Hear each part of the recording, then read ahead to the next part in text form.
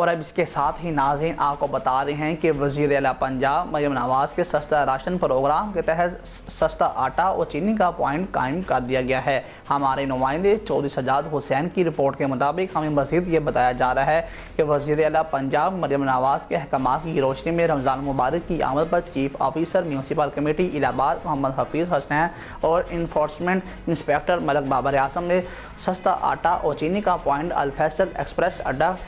قصور road میں قائم کر دیا گیا ہے، جہاں سے عوام و ناس بازار کی نسبت ارزاں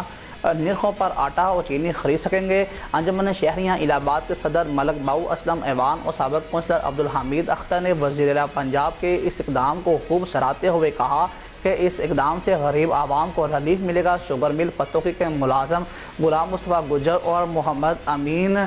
جو ہیں وہ عوام میں چینی تقسیم کر رہے ہیں۔ محترمہ مریم نواز کی عوامی فلاح و بہبود کے منصوبے قابل تعریف ہیں اور الہ آباد کی عوام نے پنجاب حکومت کے اس اقدام کو خوب سراہا ہے اور عوام انہیں ہمیشہ یاد رکھے گی۔